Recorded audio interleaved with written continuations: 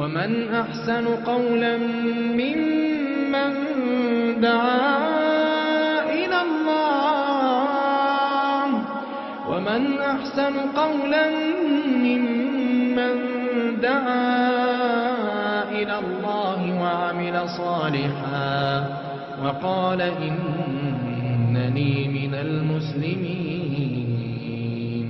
ولا تستوي الحسنة ولا السيئة ادفع بالتي هي أحسن فإذا الذي بينك وبينه عداوة كأنه ولي حميم. والسلام على سيد الأنبياء والمرسلين ومن تبعهم بإحسان إلى يوم الدين. أما بعد، قال النبي صلى الله عليه وسلم: طلب العلم فریضۃ علی کل مسلم. عزیز دوستو اور اسلامی بھائیوں اور میری ماں اور بہنوں، آج کا میرا جو موضوع ہے وہ علم سے متعلق ہے. پچھلے ہفتہ بھی میں نے آپ کے شعور کو جگایا تھا.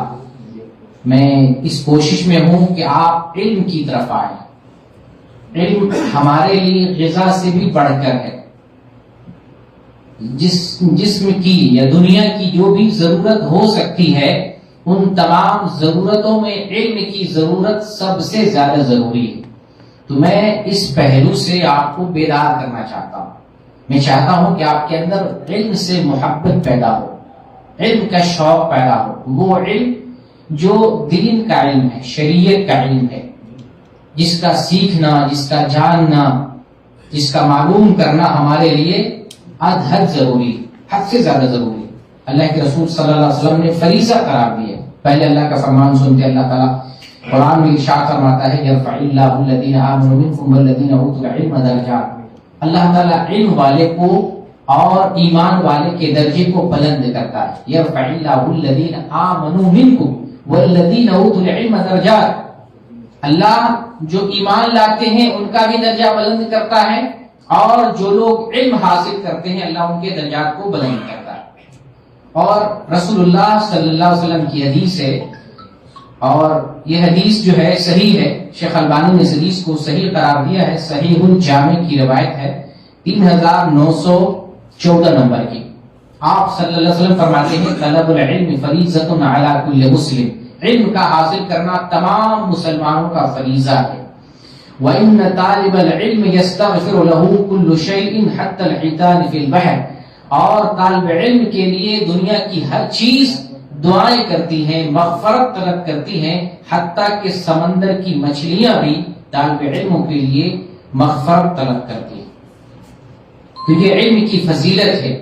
ایک طرف اللہ تعالیٰ علم والوں کے درجات کو بلند کرتا ہے، دوسری طرف رسول فرماتے ہیں علم حاصل کرنے والوں کے لیے فرشتے دعائیں کرتے ہیں، حتیٰ کہ زمین کی، آسمان کی تمام مخلوق دعائیں کرتی ہیں، یہاں تک کہ مچھلیاں بھی دعا کرتی ہیں.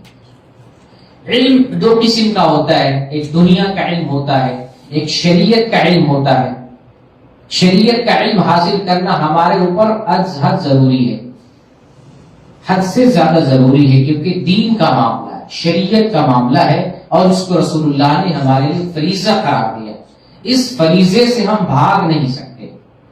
یہ وہ فریضہ ہے جو دنیا کی تمام ذمہ داریوں اور دنیا کے تمام فرائض میں سب سے اولیت رکھتا ہے، اول درجے کا فریضہ ہے. اس کو ہر حال میں ہمیں انجام دینا ہے، ہر حال میں علم، تعلیم، دینی تعلیم حاصل کرنا ہے، تاکہ ہم دین پر صحیح سے عمل کر سکیں. دنیا کا معاملہ کسی بھی طریقے سے حل ہو جاتا ہے، لیکن دین کا معاملہ بغیر سیکھے ہوئے حل نہیں ہوگا. کتنے افسوس کی بات ہے، اللہ تعالیٰ نے ہمیں زندگی گزارنے کے لیے پورا ایک نصب العین دیا ہے قرآن کی شکل میں. زندگی گزارنے کا یہ صحیفہ ہے، یہ ہمارے زندگی گزارنے کی کتاب ہے، ایک دستور ہے، لا ہے، زندگی کا ایک لا. وہ ہمیں اللہ تعالیٰ نے دیا، لو اس کتاب کو اس کے مطابق زندگی گزارو. اور افسوس کی بات ہے کہ ہم اس کتاب کو جانتے نہیں، اس کو سیکھتے نہیں ہیں، اس کتاب کے بارے میں علم حاصل نہیں کر رہے. جو کتاب ہماری زندگی سے ریلیٹڈ ہے اسی سے بھاگ رہے ہیں. افسوس کی بات ہے کہ جو کتاب ہمارے لیے دنیا کے لیے بھیجی گئی ہے، کہ یہ لو یہ دنیا کی کتاب ہے، یہ کتاب ایسا نہیں ہے کہ ہم آخرت میں مانیں گے، آخرت پر اس میں عمل کریں گے، نہیں، اسی دنیا میں ماننا، اسی دنیا میں عمل کرنا، اس کتاب کے مطابق زندگی گزارنا. جیسا کہ حدیث ہے رسول اللہ صلی اللہ علیہ وسلم کے بارے میں سیدہ عائشہ سے سوال کیا گیا، نبی صلی اللہ علیہ وسلم کے اخلاق کیسے تھے، آپ کی زندگی، آپ کی سیرت کیسی تھی؟ تو آپ رضی اللہ عنہا بیان کرتی ہیں کہ رسول اللہ صلی اللہ علیہ وسلم کی زندگی قرآن ہے. یعنی آپ صلی اللہ علیہ وسلم جو قرآن کہتا ہے اس پر عمل کرتے تھے. قرآن کی جو تعلیم ہے اس تعلیم کو اپنی زندگی میں نافذ کرتے تھے. قرآن جو سکھاتا ہے، سمجھاتا ہے، بتاتا ہے، تعلیم دیتا ہے، حکم دیتا ہے، منع کرتا ہے، ان چیزوں پر رسول اللہ صلی اللہ علیہ وسلم عمل کرتے تھے. قرآن کا جیتا جاگتا نمونہ تھے. تو یہ قرآن اللہ تعالیٰ نے ہمیں یہ زندگی بھی، اس دنیا کی زندگی میں دیا، یہ قرآن لو، اس کے مطابق زندگی گزارو. ہم اس قرآن سے بھاگ کر ویسٹرن کلچر کو اور مغربی تہذیب کو اور دنیا کے رسم و رواج کو فالو کرتے ہیں. تو یہ افسوس کی بات ہے. جو کتاب اللہ تعالیٰ نے ہمارے لیے بھیجا ہے اس دنیا میں اس پر عمل کرنے کے لیے. تو دین کا علم، شریعت کا علم ہمارے لیے بہت زیادہ سیکھنا اور اس کا جاننا ضروری ہے. آپ ایک مثال سے اس بات کو سمجھنے کی کوشش کریں. ہم میں سے بیٹھے ہوئے ہر آدمی کو دنیا کا کوئی نہ کوئی علم آتا ہے، کوئی فن، کوئی ہنر آتا ہے. اس ہنر کے بدلے ہم روزی کماتے ہیں، کھاتے پیتے ہیں، اور اس فن کو اور اس علم کو، دنیا کا جو علم ہے، کام میں لا کر دنیا کا ہم کام چلا رہے ہیں. دنیا کا معاملہ ہمارا فٹ. ایک تعلیم ہم نے حاصل کر لی، ایک ہنر ہم نے سیکھ لیا، اس کے سہارے دنیا کا معاملہ ہمارا ختم ہو گیا، کام چل رہا ہے، دنیا کی زندگی کٹ رہی ہے. تو یہ جس طریقے سے دنیا کی ایک یہ زندگی ہے، اسی طریقے سے آخرت کی بھی ایک زندگی ہے. اس زندگی کو اسی طرح سے گزارنے کے لیے ہمیں ابھی سوچنا ہے، یہی سوچنا ہے، اسی وقت سوچنا ہے. کیونکہ آخرت میں پھر جو ہے وہاں سوچیں گے تو فائدہ نہیں. اس دنیا کے بعد جو آنے والی دنیا ہے وہاں پر بھی جس طریقے سے یہاں مگن، ایک فن ہم نے سیکھ لیا، ایک ہنر ہم نے سیکھ لیا، دنیا کی گاڑی چل رہی ہے، کاروبار چل رہا ہے، زندگی چل رہی ہے، کھا رہے ہیں، سارا کام ہو رہا ہے، گھر ہے، بچے ہیں، اولاد ہے، کھا پی رہے ہیں، تو دنیا کا معاملہ چل رہا. آخرت میں بھی ایک دنیا ہے، اس دنیا کا بھی معاملہ ہمارا اسی طریقے سے چلتا رہے، اس کے لیے یہی سوچنا پڑے گا، یہی عمل کرنا پڑے گا. اس کے لیے ضرورت یہ ہے کہ ہم دین کو سیکھیں، دین کی تعلیم حاصل کریں، دین کی جو شریعت کی جو باتیں ہیں اس بات کو ہم حاصل کریں، تاکہ آخرت میں ہم اپنے آخرت کی دنیا کو صحیح سے گزار سکیں، آخرت کی دنیا کو جو ہے صحیح سے چلا سکیں. اس طرح سے سوچنے کا مقام یہ ہے کہ جب ہم دنیا میں زندگی گزار رہے ہیں، دنیا کے علوم سے فائدہ اٹھا کر ہم دنیا میں خوش ہیں، کسی طریقے کی کوئی پریشانی نہیں ہے، آنے والی دنیا ہے وہاں پر بھی سکھ اور دکھ ہے، وہاں پر بھی اسی طریقے سے ہمیں سوچنا ہے کہ وہاں پر بھی ہم اچھے طریقے سے زندگی گزاریں. تو آپ کے لیے سوچنے کا یہ مقام ہے کہ جب ہم مرتے ہیں، قبر میں جاتے ہیں، وہاں سوالات کیے جائیں گے. من رب ہوگا، ما دین ہوگا، من نبی ہوگا، تمہارا رب کون ہے، تمہارا دین کیا ہے، تمہارے نبی کون ہے، یہ سارے سوالات ہوں گے. یہ سوال علم ہے نا، اس علم کا جواب کیسے دے گا اور کون دے گا؟ جو علم حاصل کرے گا. سوال علم ہوتا ہے، سوال اس سے کیا جاتا ہے جو اسٹوڈنٹ ہوتا ہے، طالب علم ہوتا ہے، جو علم سیکھنے والا ہوتا ہے. آپ سے سوال کیا جائے گا، ہم سے سوال کیا جائے گا، تمہارا رب کون ہے، تمہارا دین کیا ہے، تمہارے نبی کون ہے. یہ سوال ہے، یہ علم ہے. تو اس علم کو یہاں جاننا ہے. مرنے کے بعد جانیں گے تو پھر قبر میں جواب کیسے دیں گے؟ اس کا جواب یہاں سیکھنا ہے. وہ علم ہمیں یہاں دنیا میں لینا ہے. پھر اس کے بعد اللہ سے ہمارا سامنا ہوگا، مقابلہ ہوگا، اللہ کا سامنا ہوگا. وہاں حساب و کتاب کے دن پائی کا اللہ حساب لے گا. تم نے جوانی کہاں گزاری، تم نے زندگی کیسے گزاری، تم نے دین کتنا سیکھا، تم نے عمل کتنا کیا، تمہارا معاملہ یہ ہے وہ ہے. حساب و کتاب کا تعلق، میتھمیٹکس کا تعلق علم سے ہے. یہ علم تو آخرت میں جب اللہ سوال کرے گا زندگی کے بارے میں، مسائل کے بارے میں، یہاں کے معاملات کے بارے میں، تو یہ پوچھنا یہ علم ہے. تو جب یہ سارا آخرت کا سارا معاملہ علم پر مبنی ہے تو اس علم کو یہاں سیکھنا کتنا زیادہ ضروری ہے۔ یہ سارے مناظر اور یہ سارے آخرت کی ساری باتیں ہمیں توجہ دلاتی ہیں کہ دنیا میں ہمیں جس طریقے سے دنیا کا علم لے کر، دنیا کا فن سیکھ کر، دنیا کا ہنر سیکھ کر، دنیا کے معاملات کو ہم نے ٹھیک کر لیا ہے، اسی طریقے سے دین کا علم حاصل کر کے، دین کا ہنر سیکھ کر، دین کی تعلیم لے کر آخرت کے معاملات کو بھی ہم درست کریں۔ یہاں تو زندگی کٹ گئی، دنیا کا ہنر سیکھ کر دنیا کے حساب سے چل رہے ہیں تو یہاں ہمیں کوئی پریشانی نظر نہیں آ رہی ہے، لیکن آخرت میں تو بڑی پریشانی ہے۔ وہاں تو دین کا جسے علم ہوگا اسی کی زندگی بہتر گزرے گی۔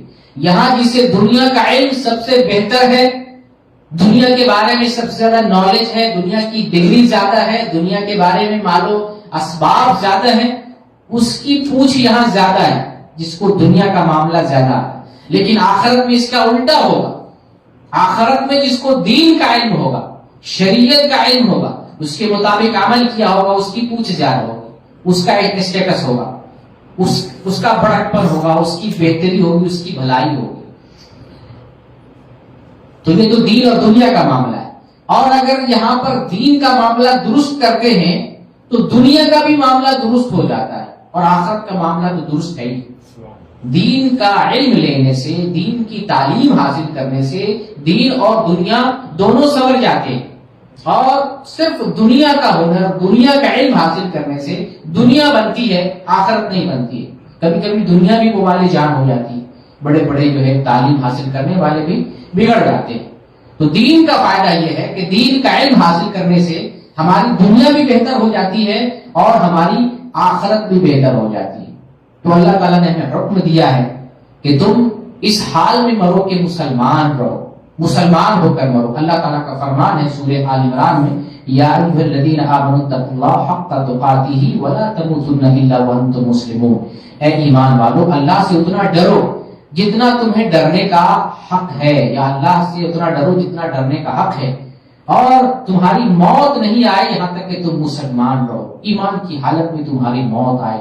آج تو فتنے کا دور ہے، برائی کا دور ہے، جگہ جگہ برائیاں ہیں۔ 2-3 مثالیں، چونکہ میں علم سے جڑا ہوا ہوں اور سوشل میڈیا سے میں جڑا ہوا ہوں، لوگ الحاد کی طرف جا رہے ہیں، لوگ کفر کی طرف جا رہے ہیں۔ مسلمانوں کی بات کر رہا ہوں، مسلمانوں کی بڑی تعداد الحاد کی طرف جا رہی ہے، مسلمان بڑی تعداد میں مرتد ہو رہے ہیں، مسلمان بڑی تعداد میں غیر مسلم ہو رہے ہیں۔ آپ ٹی وی چینل پر دیکھتے ہوں گے، ہندوستان کا ایک چینل ہے نیوز نیشن، وہ ڈیلی ایک نہ ایک ٹاپک لے کے آتا ہے۔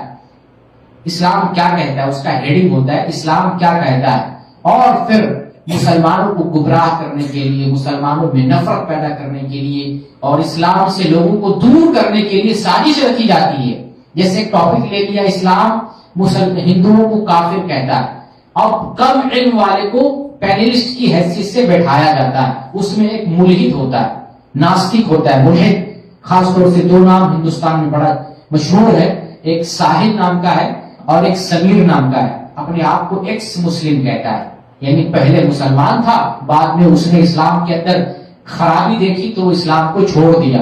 حالانکہ مجھے نہیں لگتا ہے کہ پہلے وہ صحیح مسلمان رہا ہوگا، اگر وہ صحیح مسلمان ہوگا تو اسلام سے کبھی بھی برگشتہ نہیں ہو سکتا، مرتد نہیں ہو سکتا، وہ پہلے ہی سے مرتد ہوگا۔ اور اسلام جو ہے عمل سے ہے، اگر اس کی زندگی میں پہلے عمل نہیں تھا تو پہلے بھی مسلمان نہیں تھا، لہذا وہ اپنے آپ کو ایکس مسلم کہنے کا حق ہی نہیں رکھتا ہے۔ تو وہ پینل میں ایک ملحد ہوتا ہے اور دوسری طرف کم جانکار مسلمان، اور اسلام کے تعلق سے گمراہی پھیلائی جاتی ہے۔ ایک لڑکی نے مجھے سوال کیا کہ اسلام میں عورت کا ختنہ جائز ہے کہ نہیں جائز؟ وہ دینی تعلیم سے پڑھی لکھی کم تھی، دنیاوی تعلیم تھی، اور مغرب میں، یورپ ممالک میں عورتوں کے ختنہ پر پابندی ہے۔ بہت سارے ممالک، آسٹریلیا میں، آپ کو جو ہے امریکہ میں، بہت سارے ممالک میں عورتوں کے ختنہ پر پابندی ہے، لیکن چونکہ اسلام کے اندر اس کی اجازت ہے تو کیا جا سکتا ہے۔ تو اس نے سوال کیا، کیا اسلام میں یہ ختنہ کی اجازت ہے؟ عورت نے سوال کیا، میں نے کہا ہاں اسلام میں اس کی اجازت ہے۔ اس نے دلیل مانگی، میں نے دلیل دے دی۔ دلیل دینے کے بعد کہتی ہے کہ میں اس پر ایمان نہیں لاتی ہوں، یہ کمزور حدیث ہے، میں اس حدیث کی کتاب کو نہیں مانتی ہوں، میں صرف 2-4 کتابوں کو مانتی ہوں، بخاری، مسلم، ابو داؤد، نسائی، باقی جتنی کتابیں حدیث کی نہیں مانتی ہوں، کیونکہ اسلام کی تعلیم ایسی نہیں ہو سکتی ہے۔ تو ایک مسلمان عورت ہے، دنیا کی تعلیم ہے، اور وہ یہ تسلیم کر رہی ہے، وہ یہ کہہ رہی ہے کہ میں ہر حدیث کو نہیں مانوں گی، حدیث کی ہر بات کو نہیں مانوں گی، حدیث کی ہر کتاب کو نہیں مانوں گی، صرف 2-4 کتابوں کو مانتی ہوں۔ تو وہ کہتی ہے کہ جب مغرب کے لوگ، امریکہ والے اس کو غلط کہتے ہیں، اسلام اس کو کیسے صحیح کہہ سکتا؟ تو ہمارا پیمانہ امریکہ نہیں ہے، یورپ کلچر نہیں ہے، مغرب نہیں ہے۔ اسلام نے کسی چیز کو جائز ٹھہرایا ہے، وہ جائز ہے، ہم اپنی عقل سے اس کو نہیں ناپیں گے۔ ہاں یہ عورت کا معاملہ ہے ختنے کا، یہ جواز کی حد تک ہے، ضروری نہیں ہے، جواز کا مسئلہ اگر کرے تو کوئی مسئلہ نہیں کرے تو بھی کوئی مسئلہ نہیں۔ اب مغرب کی وجہ سے کوئی مسلمان لڑکی جو ہے بہک رہی ہے اسلامی پلیٹ فارم سے، وہ کھسک رہی ہے، یہ ساری چیزیں جو ہے سوشل میڈیا پہ نظر آ رہی ہیں، لوگ اس طریقے سے اسلام سے جو ہے برداشتہ ہو رہے ہیں، اسلام سے دور ہو رہے ہیں۔ تو ہمیں دیکھنا یہ ہے کہ ہم مسلمان ہیں، کلمہ پڑھنے والے ہیں، اللہ تعالیٰ نے ایک لا دیا ہے، دستور دیا ہے، قرآن دیا ہے، اور ہم قرآن کو جانے بغیر قرآن پہ عمل نہیں کر سکتے ہیں، جبکہ قرآن زندگی کا دستور ہے۔ قرآن ایسا نہیں کہ ہم طاق میں رکھیں، گھر میں رکھیں، لائبریری میں سجانے کے لیے رکھیں، قرآن ایسے اس لیے آیا ہے کہ ہم زندگی میں نافذ کریں، زندگی قرآن کے مطابق ہمیں گزارنا ہے۔ تو ضروری ہے کہ ہم قرآن کو جانیں، قرآن کو سیکھیں۔ اور پھر آج ہم الحاد کے زمانے میں ہیں، کفر جو ہے چوٹی پر ہے، ارتداد کا مسئلہ ہے، لوگ جو ہے اسلام سے پھر رہے ہیں، اسلام کے خلاف بدگمانی پھیلائی جا رہی ہے۔ اگر آپ کا ایمان کمزور ہوگا، تعلیم کمزور ہوگی، اسلام کے بارے میں صحیح نالج نہیں ہوگا، آپ بھی کہیں نہ کہیں کسی ملحد کے شکار ہو سکتے ہیں، آپ کے اندر بھی کہیں نہ کہیں اسلام کے تعلق سے شبہ پیدا ہو سکتا ہے۔ حیدرآباد سے میرے پاس خبر آئی ہے، ایک آدمی اہل حدیث، قرآن و حدیث کو ماننے والا، اور اب وہ اعتراض یہ کر رہا ہے کہ بخاری میں ایسی حدیث ہے، ویسی حدیث ہے، دیکھو صحابہ ایک دوسرے کو گالی دیتے ہیں، صحابہ میں زنا کرنے والے بھی تھے، صحابہ شراب بھی پی لیتے تھے، صحابہ ایسا کرتے تھے، قتل بھی کر رہے تھے، جھگڑا لڑائی بھی کر رہے تھے، تو یہ حدیث ہم نہیں مانتے۔ یہ حدیث، جو حدیث صحیح ہے، صحیح لگتی ہے، ہمارے عقل میں ہے، وہ مانیں گے۔ جو حدیثیں کمفرٹیبل نہیں ہے، عقل میں نہیں آتی ہے، انسانیت کو شرمسار کرنے والی ہے، یا آج کے زمانے کے حساب سے نہیں لگ رہی ہے، ایسی حدیث کو نہیں مانیں گے، چاہے بخاری ہی میں کیوں نہ ہو، مسلم ہی میں کیوں نہ ہو۔ یہ اہل حدیث کی میں بات بتا رہا ہوں۔ امت کہاں سے کہاں جا رہی ہے، جو حدیث کی 2 کتابیں بخاری اور مسلم، جس کی تمام احادیث کی صحت پر پوری امت کا اجماع ہے، اس کے باوجود عوام اس سے نکل رہی ہے۔ لوگ بخاری اور مسلم کے تعلق سے بھی شبہ میں پڑ گئے کہ پتہ نہیں اس کی حدیث صحیح ہے کہ ضعیف ہے۔ ایسا ماحول ہو گیا۔ ایسے ماحول میں علم کا سیکھنا، علم کا جاننا، صحیح تعلیم لینا ہمارے لیے ازحد ضروری ہے۔ بغیر تعلیم حاصل کیے ہم دین پر عمل بھی نہیں کر سکتے ہیں، اپنے ایمان کو بچا بھی نہیں سکتے۔ آج اتنے خطرے کے دور میں ہیں، ایسے زمانے میں ہم جی رہے ہیں، علم کے بغیر، علم پر، دین اسلام پر عمل بھی نہیں کر سکتے، اور علم کے بغیر، علم اگر کمزور ہے تو ہم بہک بھی سکتے، خطرہ بھی۔ انبیاء کو اللہ تعالیٰ نے صحیفہ دے کر بھیجا، کتاب دے کر بھیجا، علم دے کر بھیجا۔ انبیاء کا سلسلہ دنیا بنائی اللہ نے، ہمیں بنایا، پھر زندگی گزارنے کے لیے قانون دیا اور پیغمبر کے ذریعے بھیجا کہ یہ کتاب ہے، یہ قانون ہے، یہ الہی دستور ہے، اس کے مطابق زندگی گزارو۔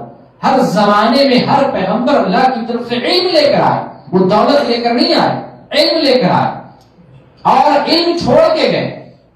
انبیاء اپنی دولت وراثت کے طور پر نہیں چھوڑتے، انبیاء اپنے پیچھے جو وراثت چھوڑتے ہیں وہ علم کی وراثت چھوڑتے ہیں۔ تو انبیاء علم لے کر آئے اور علم چھوڑ کے گئے۔ ہمارا کام ہے جو انبیاء لے کر آئے، اللہ کی طرف سے جو آیا ہے دنیا کے اندر، اللہ نے جو بھیجا ہے، تحفہ ہے، ہدیہ ہے، ہمیں اسے لینا، اس کو سیکھنا۔ اس کے بغیر ہم اپنے ایمان کو بھی نہیں بچا سکتے، اس کے بغیر ہم صحیح طریقے سے دین پر عمل بھی نہیں کر سکتے۔ آدم علیہ السلام سے لے کر محمد علیہ السلام تک جتنے پیغمبر آئے سب علم لے کر آئے۔ آدم علیہ السلام کو اللہ نے بنایا، اور بنانے کے بعد سب سے پہلے علم دی ہے۔ اللہ تعالیٰ قرآن میں ارشاد فرماتا ہے وَعَلَّمَ آدَمَ الْأَسْمَاءَ كُلَّهَا، آدم علیہ السلام کو اللہ تعالیٰ نے ہر چیزوں کا نام بتایا، ہر چیزوں کا نام سکھایا، ہر چیزوں کے نام کے بارے میں اللہ تعالیٰ نے علم دیا۔ تو آدم علیہ السلام کو دیا، پھر آدم علیہ السلام کے بعد نوح علیہ السلام کو، موسیٰ علیہ السلام کو، عیسیٰ علیہ السلام کو، محمد صلی اللہ علیہ وسلم کو. محمد صلی اللہ علیہ وسلم کے اوپر سب سے پہلی وحی آئی اقرا کے ذریعے. اقرا بسم ربک الذی خلق. اے نبی آپ پڑھیے. پڑھنا ہی اس دین اسلام اور شریعت محمدی کا پہلا لفظ ہے، پہلی وحی ہے. اور یہ امت اقرا سے جو ہے دور ہے، علم سے دور. اقرا کے ذریعے محمد صلی اللہ علیہ وسلم پر وحی نازل ہوتی ہے. تو محمد صلی اللہ علیہ وسلم بھی دنیا میں علم ہی لے کر آئے، قرآن لے کر آئے. قرآن یہ علم ہے، قرآن چھوڑ کے گئے یہ علم ہے. تو قرآن جو علم لے کے آئے، جو علم چھوڑ کے گئے، اسی علم کو ہمیں سیکھنا ہے، حاصل کرنا ہے، تاکہ ہم دین پر صحیح سے عمل کر سکیں، صحیح سے نماز پڑھ سکیں، صحیح سے زکوٰۃ دے سکیں، صحیح سے عمرہ کر سکیں، صحیح سے حج کر سکیں، اور خاص طور سے اپنے ایمان کو بھی بچا سکیں. علم کی کمزوری نہ صرف آپ کو عبادت میں، معاملات میں گمراہ کر دے گا، بلکہ علم کی کمزوری کی بنیاد پر آپ جو ہے بہک سکتے ہیں، ملحد کے شکار ہو سکتے ہیں. ارتداد کا زمانہ ہے، ہو سکتا ہے کسی کے ہاتھوں اور کسی کے ہاتھ کنڈے کے شکار ہو جائے اور اسلام سے بررشتہ ہو کر کہیں اور چلے جائیں. سے بڑی تعداد، خاص طور سے بڑی تعداد میں لڑکیاں غیر مسلم ہو رہی ہیں، غیر مسلموں کے ساتھ بھاگ رہی ہیں، اپنا ایمان بیچ رہی ہیں، کیونکہ عورتوں میں تعلیم کی کمی ہے. مردوں میں چلے، مردوں کا ماحول کیا ہوتا ہے، تعلیم کم ہوتی ہے، پھر بھی اجتماعات میں مرد جاتے ہیں، علماء سے جڑے رہتے ہیں، سوال پوچھتے ہیں. تو اس طریقے سے مردوں کے پاس علم سیکھنے جاننے کا کچھ نہ کچھ ذریعہ ہوتا ہے. عورتوں کے پاس علم کی کمی ہے، تعلیم کی کمی ہے، وہ علم نہیں جانتی ہے، وہ اللہ میں اور بھگوان میں فرق نہیں جانتی. وہ سمجھتی اللہ بھی وہی ہے، بھگوان کو کہہ رہا ہے تو بھی برابر ہے، دونوں برابر. کسی کو پکارو، عید مناؤ تو بھی فرق نہیں پڑتا ہے، ہولی مناؤ تو بھی کوئی فرق نہیں پڑتا ہے، اللہ کے نام پر ذبح ہو کھا لو اس میں بھی کوئی فرق نہیں پڑتا ہے، غیر اللہ کے نام میں چھٹکے والا تو بھی کوئی فرق نہیں پڑتا ہے. آج وہ زمانہ عورتوں میں خاص طور سے یہ جہالت پائی جاتی ہے دینی تعلیم نہ ہونے کی وجہ سے. لہذا ضرورت ہے گھر کے جو گارجن ہیں، جو بڑے لوگ ہیں، گھر کی عورتوں کو تعلیم دیں، لڑکیوں کو تعلیم دیں، تاکہ جو یہ ماحول بن رہا ہے اسلام سے پھرنے کا، برگشتہ ہونے کا، اسلام کی نفرت دل میں پیدا ہونے کے، یہ ماحول تھم جائے، رک جائے. کم از کم مسلمان رہے. ہم دوسرے غیر مسلموں کو اسلام میں نہیں لا رہے، کم سے کم ہم مسلمان، ہم تو اپنی پہچان کو بچا سکیں، اپنے ایمان کو بچا سکیں اور اپنی کمیونٹی کی حفاظت کر سکیں. یہ کم سے کم اتنی ذمہ داری تو ہماری ضرور بنتی ہے.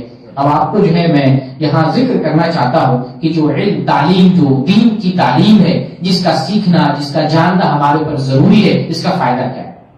بہت سارے فوائد ہیں، بہت ساری فضیلت ہے. میں صرف ایک فائدے کی طرف آپ کی توجہ مرکوز کرانا چاہتا ہوں. ایک فائدہ جو سب سے بڑا فائدہ میری نظر میں ہے، آپ دنیا کا جب علم لیتے ہیں تو بڑے سے بڑے انسان بنتے ہیں اور بڑی سے بڑی پہنچ بنتی ہے اور بڑا سے بڑا دنیاوی اعتبار سے مقام اور مرتبہ بنتا ہے، بڑا مقام ملتا ہے. لیکن جب آپ دین کی تعلیم حاصل کرتے ہیں تو اس میں یہ مقام ملتا ہے کہ آپ کی پہنچ اللہ تک ہو جاتی ہے.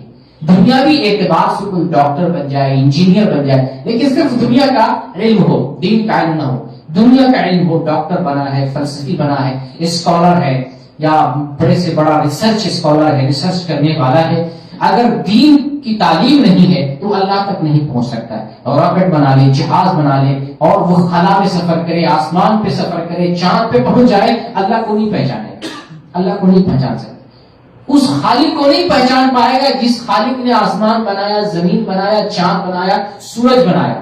دنیا کا علم لینے سے آپ اللہ کی معرفت نہیں پہچان سکتے ہیں، اللہ کی معرفت انسان کو حاصل نہیں ہو سکتی. یہ سب سے بڑا امتیاز، یہ سب سے بڑا فرق میں بتا رہا ہوں دنیاوی اور دینی تعلیم میں، کہ دنیا کی اگر تعلیم ہے تو وہ شخص اللہ تک نہیں پہنچ سکتا ہے، لیکن دین کی تعلیم ہے تو آپ اپنے بنانے والے کو پہچان سکتے ہیں. بھلے آپ خلا میں سفر نہ کر سکیں، آپ راکٹ نہ بنا سکیں، جہاز نہ بنا سکیں، موبائل نہ بنا سکیں، مشینری چیزیں آپ ایجاد نہ کر سکیں، لیکن دینی تعلیم سے آپ کم از کم اتنا تو جان سکتے ہیں کہ اس زمین کو کس نے بنایا، آسمان کو کس نے بنایا، سورج کو کس نے بنایا، چاند کو کس نے بنایا، ہم کو کس نے بنایا، ہم کو کس لیے بنایا، ہم کو اس دنیا میں کیوں بھیجا ہے. اس کے بعد کیا، یہ ساری حقیقت آپ کے اوپر کھل جائے گی اور واضح ہو جائے گی. یہ دینی تعلیم کا فائدہ ہے. دنیا کی تعلیم میں یہ دنیا کا بھی معاملہ انسان نہیں سمجھ پاتا.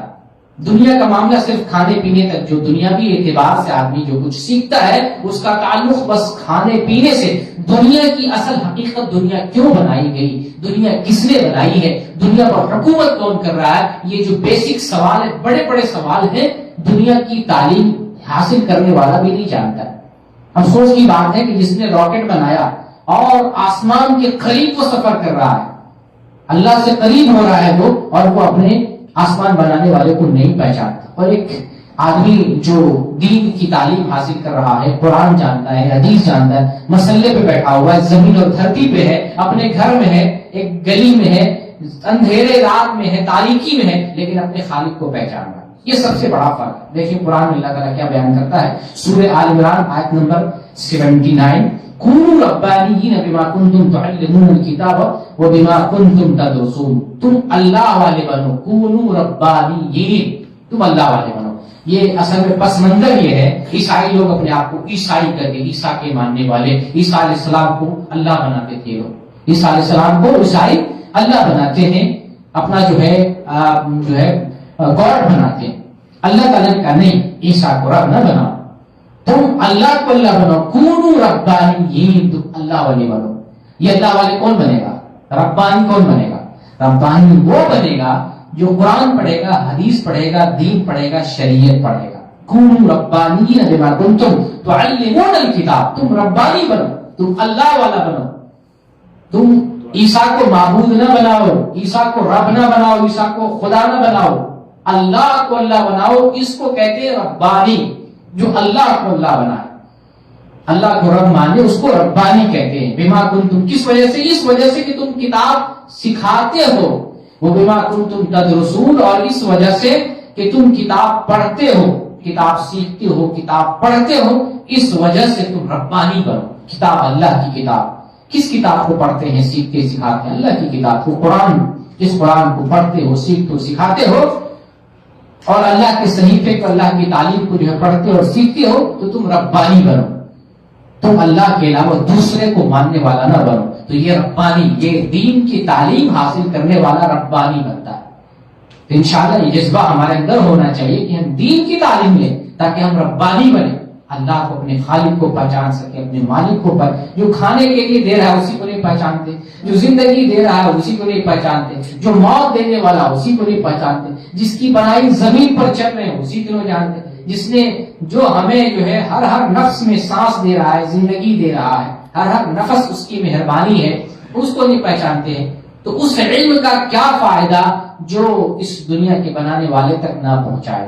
لیکن کتنے نصیب والے اور قسمت والے ہیں جو دین کا علم حاصل کر کے دنیا کو بنانے والے تک پہنچ جاتے ہیں، وہ بڑے نصیب والے ہوتے ہیں۔ تو دینی اور دنیاوی تعلیم میں سب سے بڑا فرق، بہت ساری فضیلتیں ہیں دین کی، لیکن سب سے بڑی فضیلت یہ ہے کہ دین کی تعلیم حاصل کرنے والا اللہ تک پہنچتا ہے، اپنے پیدا کرنے والے کو جانتا ہے، مالک حقیقی کو جانتا ہے، اس کائنات کا جو سپر پاور ہے، جو جس کے ہاتھ میں اقتدار ہے، حکومت ہے، قیادت اور سیادت ہے، جس کے دم سے سورج آتا ہے، ڈوبتا ہے، رات آتی ہے، دن آتا ہے، کائنات میں تبدیلی پیدا ہوتی ہے، زلزلہ آ رہا ہے، طوفان آ رہا ہے، بارش آ رہی ہے، دنیا ختم ہونی ہے، اس کے بعد دنیا آنی ہے، ساری جگہوں کا مالک اللہ تعالیٰ ہے۔ یہ دینی تعلیم کی بنیاد پر یہ باتیں ہمیں معلوم ہوگی، دنیاوی تعلیم کی بنیاد پر نہیں۔ اس سے ہمیں یہ بات معلوم ہو رہی ہے کہ دین کی تعلیم کی کتنی زیادہ ضرورت ہے، اور ماحول اور معاشرہ جو ہمارے سامنے ہے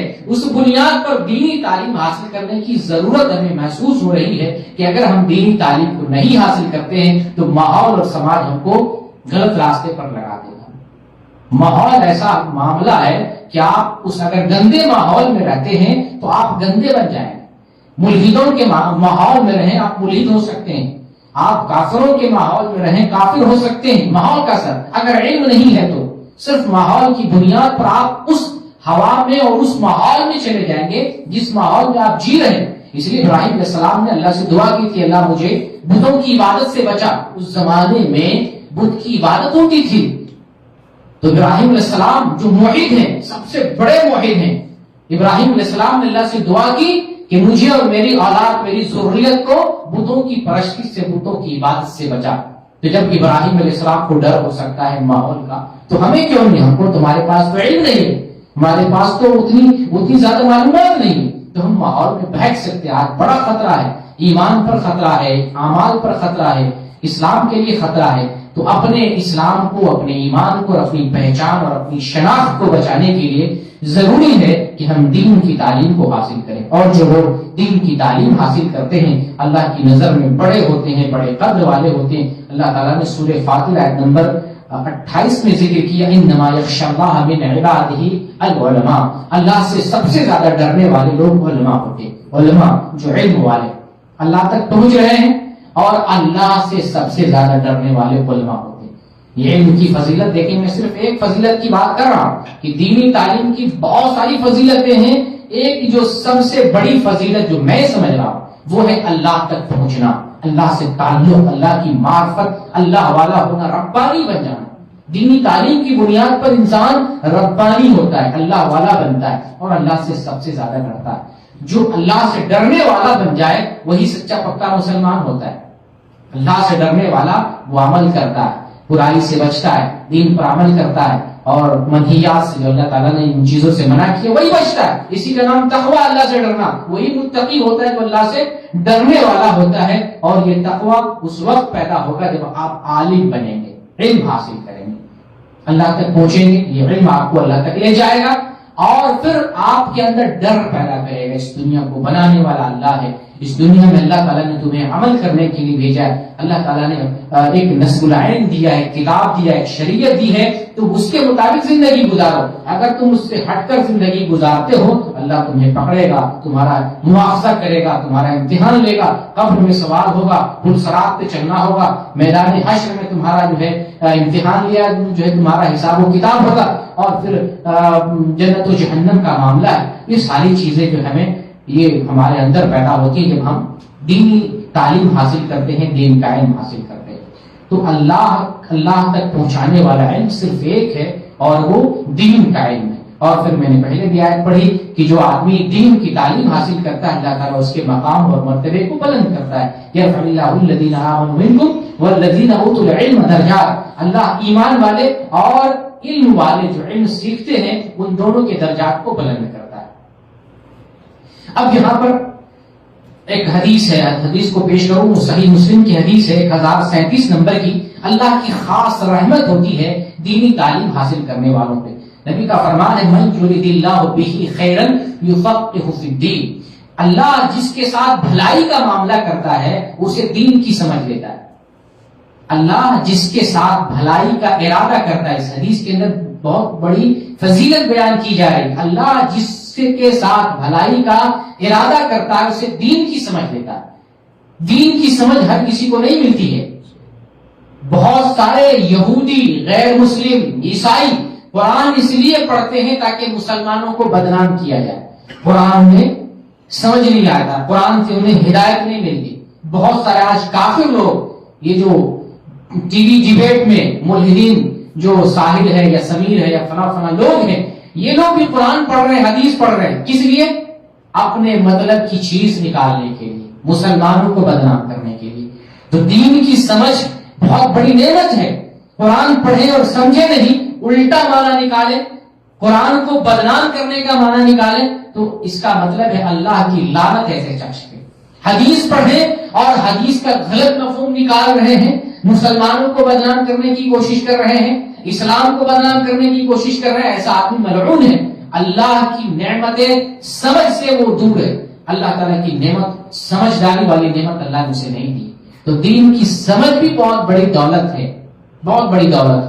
تو جو آدمی علم دین حاصل کرتا ہے یا جس پر اللہ مہربان ہوتا ہے اسے دین کی سمجھ دیتا ہے۔ تو دین کی سمجھ کے لیے اللہ تعالیٰ سے دعا بھی کرنی چاہیے، اللہ مجھے دین کی سمجھ دے، قرآن پڑھے تو سمجھ میں آئے، حدیث پڑھے تو سمجھ میں آئے، اللہ سے اس چیز کی توفیق طلب کرنی چاہیے۔ ابھی ایک سوال ہمارے ذہن میں ہے کہ ہم میں سے بیٹھے لوگ کام کرنے والے ہیں، کمپنی میں کام کرتے ہیں، جاب کرتے ہیں، نوکری ہے، اور اس نوکری کے ذریعے ہم اپنے گھر کو چلاتے ہیں، روزگار سے ہم جڑے ہوئے ہیں۔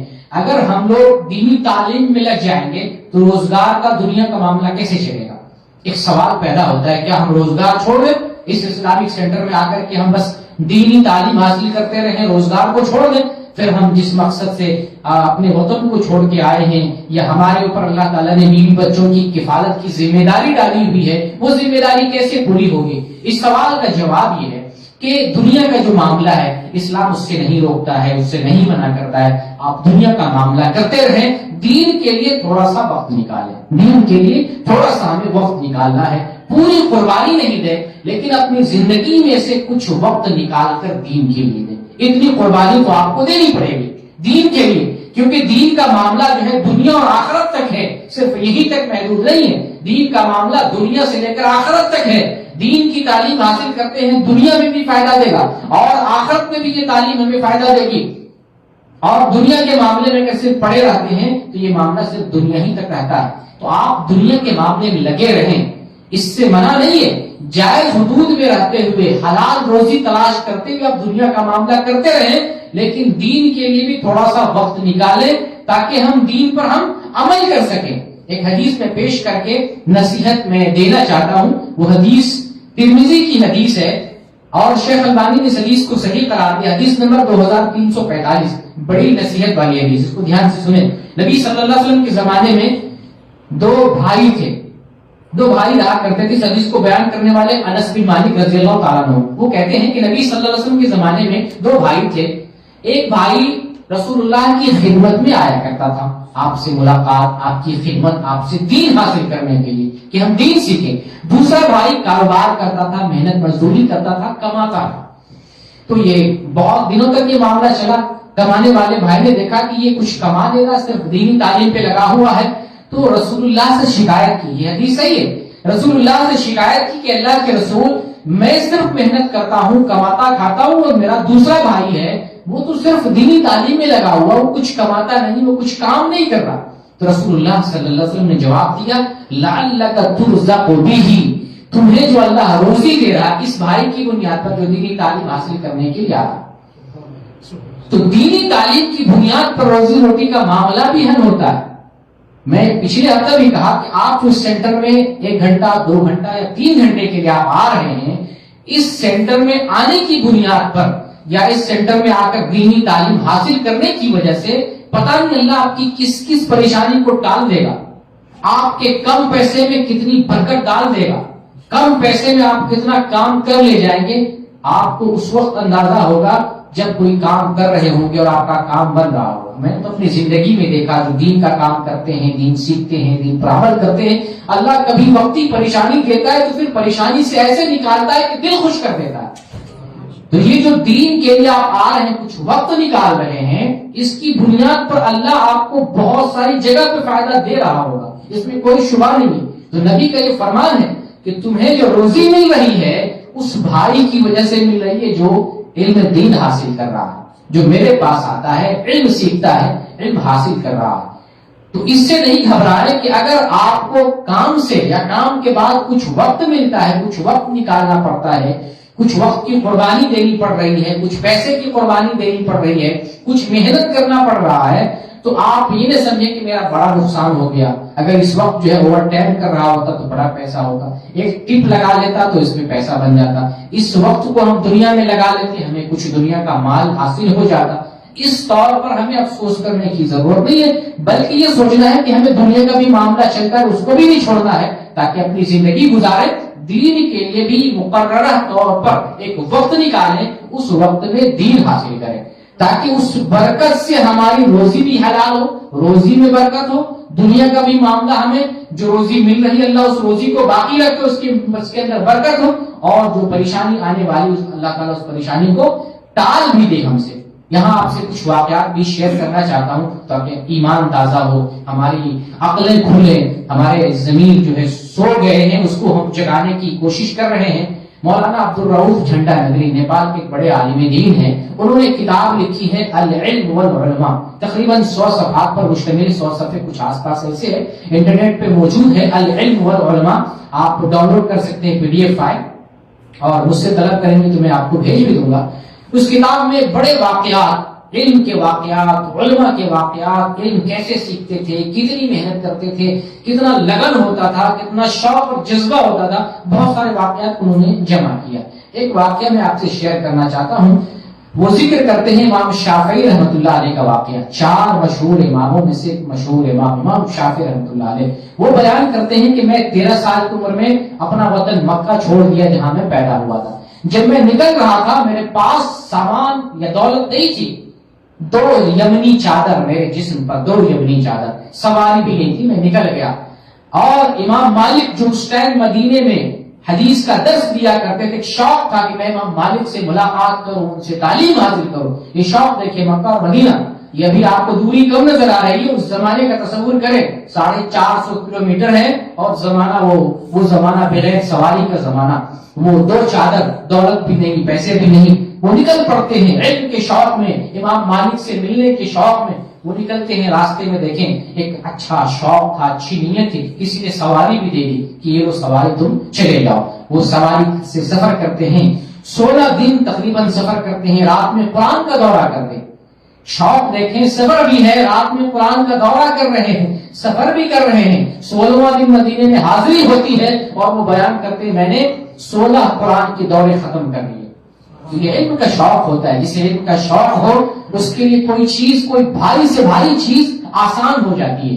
مدینہ پہنچتے ہیں، امام مالک رحمت اللہ علیہ سے ملاقات ہوتی ہے اور امام مالک کو دیکھتے ہیں کہ ہر روز فجر کی نماز کے بعد تسبیح اور اذکار کرنے کے بعد لوگوں کو درس دینے کے لیے بیٹھ جاتے ہیں، درس میں مشغول ہو جاتے ہیں. چنانچہ امام شافعی رحمت اللہ علیہ امام مالک کے درس میں بیٹھ کے پوری موطا، امام مالک کی حدیث کی کتاب ہے، شاید آپ نے سنا بھی ہو، موطا امام مالک پوری موطا یاد کر لیتے. یہ شوق ہے. جب امام مالک کو پتا چلتا ہے انہوں نے پوری حدیث کی کتاب یاد کر لی تو وہ کہتے ہیں دیکھو اللہ تعالیٰ کا فضل ہے تمہارے اوپر، اللہ تعالیٰ نے اس نورانیت سے نوازا ہے، تم بڑے بڑے قابل ہو، تم شان و شوکت والے بن گئے ہو. تو علم کا شوق ہوتا ہے تو گھر چھوڑتا ہے، بے یار و مددگار گھر چھوڑ کے نکل پڑتا ہے، اور جہاں علم ہو وہاں جاتا ہے اور علم حاصل کرتا ہے. پوری موطا انہوں نے یاد کر لی اور بعد میں امام شافعی رحمت اللہ علیہ بنے جو ہے بڑے جو ہے امام مانے جاتے ہیں، اور ان کی بڑی تصنیفات ہیں، دین کی بڑی خدمات ہیں. امام شافعی کی کتاب ہے کتاب الام، 15 جلدوں پہ مشتمل یہ کتاب. آج یہ کتاب لکھنے میں جو ہے پریشانی ہوتی، 15 جلدوں میں صرف ایک کتاب ہے کتاب الام کے نام سے. تو یہ امام شافعی کا واقعہ ہے. اس کتاب کو ضرور آپ جو ایک مرتبہ پڑھیں، چھوٹی سی کتاب ہے، میرے خیال سے 2-4 دن میں اس کتاب کو آپ پڑھ سکتے ہیں. اسی طریقے سے امام مالک رحمت اللہ علیہ سے جڑا ہوا ایک واقعہ، کیونکہ امام مالک درس دیتے تھے اور ہزاروں کی تعداد میں طلبہ ہوا کرتے تھے، کیونکہ آپ جہاں پر درس دیتے وہ مسجد نبوی تھی، اور مسجد نبوی میں تو ہمیشہ لوگ رہا کرتے تھے، ہزاروں کی تعداد میں لوگ رہا کرتے تھے. امام مالک کا ایک اور واقعہ ہے کہ آپ کے درس میں، آپ کے شاگردوں میں، طالب علموں میں ایک طالب علم اندلس، اس وقت اس کا نام اسپین ہے، ابھی تھوڑی سی مزید اس کی ڈیٹیل میں بتاؤں گا. تو اندلس سے ایک طالب علم امام شافعی امام مالک کے درس میں حاضر ہے، یحییٰ بن یحییٰ اللیثی رحمۃ اللہ علیہ، درس حاصل کر رہے ہیں، علم سیکھ رہے ہیں. اتفاق سے درس کے دوران مدینے میں ایک ہاتھی آ جاتا ہے.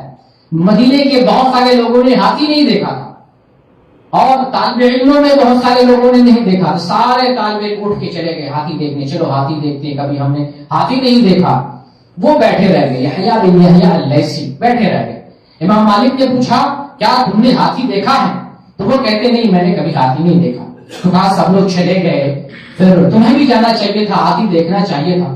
وہ جواب دیتے ہیں کہ میں ہاتھی دیکھنے نہیں آیا، میں علم سیکھنے کے لیے آیا. تو یہ علم کا لگن دیکھیں، علم کا شوق دیکھیں، یہی شوق ان کو بڑا بنایا.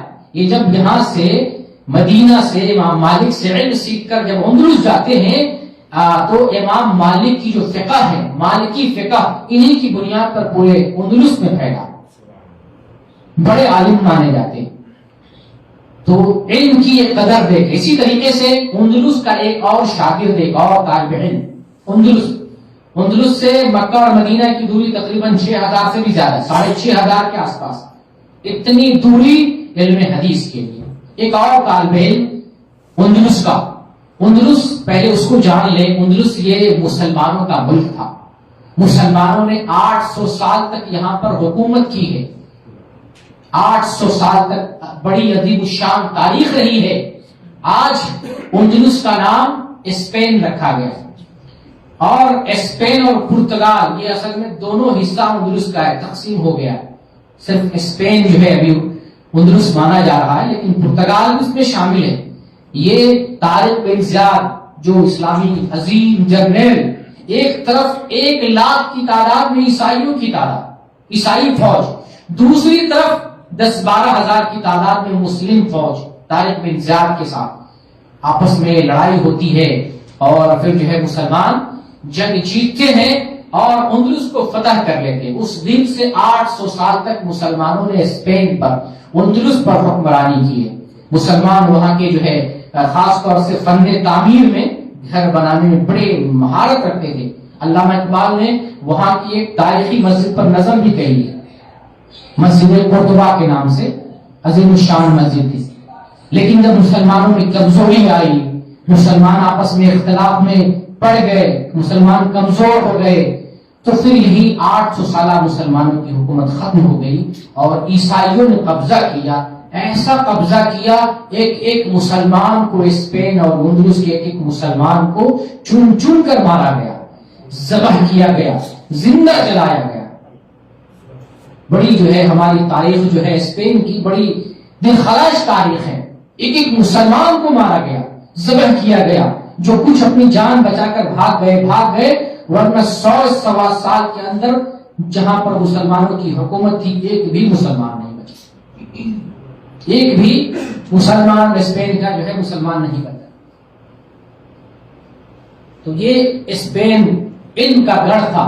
جب مسلمانوں نے حکومت کی ہے، مسجدیں تعمیر کی، لائبریریاں تعمیر کی، مدرسے تعمیر کیے، دوسرے ممالک سے حدیث اپنے ملک میں لائے، حدیث کو نقل کر کے لائے، کتابیں شائع کی، بڑے بڑے وہاں امام اور فقیہ پیدا ہوئے اندلس کے اندر.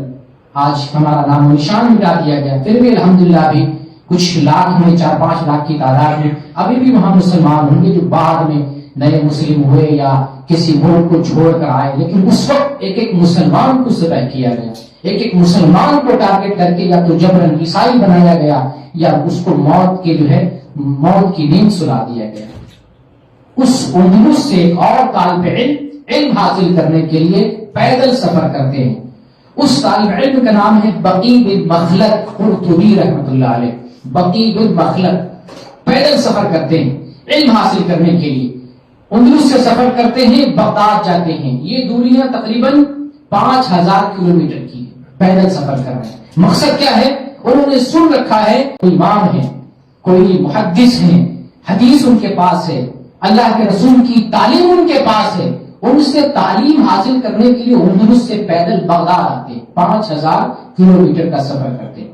اندلس آئے، بغداد آئے تو معلوم کیا تو پتا چلا کہ بادشاہ وقت نے امام احمد بن حنبل کو درس دینے سے منع کر دیا. امام احمد بن حنبل درس نہیں دے سکتے تھے، منع کر دیا گیا. تو حکومت نے پابندی لگائی، ان کو تکلیف پہنچی، پریشان ہوا کیسے کیا معاملہ ہو. پھر ٹہلتے ٹہلتے درس میں گیا. ایک بہت بڑے امام تھے جرح و تعدیل کے، یعنی جرح و تعدیل کے امام کا مطلب محدثین کی ایک قسم ہے جو راوی پر حکم لگاتے ہیں، فلاں راوی ضعیف ہے، فلاں راوی ثقہ ہے، فلاں راوی صدوق ہے، یعنی راوی پر حکم لگائے. وہ تھے امام یحییٰ بن معین رحمۃ اللہ علیہ. ایک جگہ جو ہے محدثین اور لوگوں کے بارے میں بیان کر رہے تھے، وہ بھی درس میں حاضر ہوئے، بہت سارے سوالات کیے. ان میں سے ایک سوال یہ بھی تھا کہ آپ کی نظر میں امام مالک کے امام احمد بن حنبل کیسے؟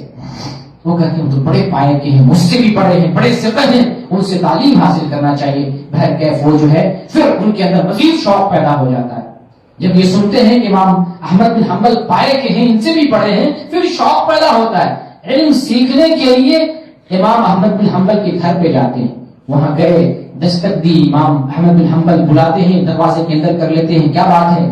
ہو سکتا ہے حکومت کا کوئی کارندہ آئے اور مصیبت میں پھنس جائے، کیا مسئلہ ہے؟ وہ کہتے ہیں میں بہت دور سے آیا ہوں، علم سیکھنے کے لیے آیا ہوں، آپ کا نام سن کر آیا ہوں. پوچھا کتنی دور سے آئے ہو؟ وہ کہتے ہیں بہت دور سے. سوال کرتے کہاں سے آئے ہو؟ افریقہ سے. تو بولتے نہیں، بہت اس سے بھی دور، ہم اندلس سے آئے ہیں. امام احمد بن حنبل کہتے ہیں جب اتنی دور سے آئے ہو، اتنا شوق ہے ان کا، تو میرے اوپر تو ضروری بنتا ہے تمہیں تعلیم دوں. لیکن حکومت نے پابندی لگائی، میں کسی کو تعلیم نہیں دے سکتا.